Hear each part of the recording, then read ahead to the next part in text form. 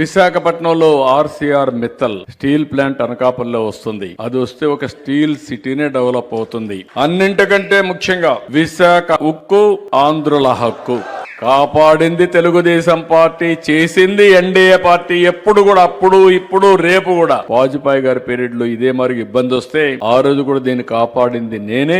ఆ రోజు కూడా ఎన్డీఏ ప్రభుత్వం.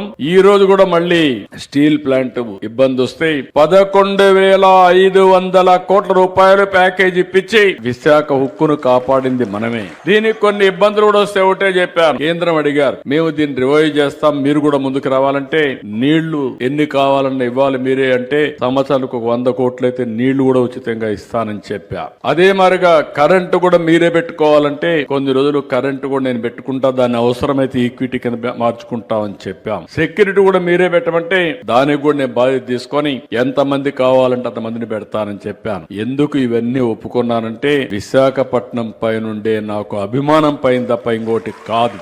దానివల్ల వాళ్ళు కూడా ముందుకొచ్చారు. ఈ రోజు విశాఖపట్నాన్ని తొందరలోనే ఉక్కును కూడా పైప్ ద్వారా స్లర్రీ తీసుకొస్తాం, వైబిలిటీ అవుతుంది. దీనికి అవసరమైతే పర్ఫెక్ట్ గా రన్ చేస్తాం. ఇక్కడ ఉండే వ్యక్తులు కూడా మీరు గుర్తుపెట్టుకోవాల్సింది, శాశ్వతంగా విశాఖపట్నాన్ని కాపాడుకోవాలంటే అది కూడా లాభాల బాటలో నడిపించాల్సిన బాధ్యత మన పైన ఉంది.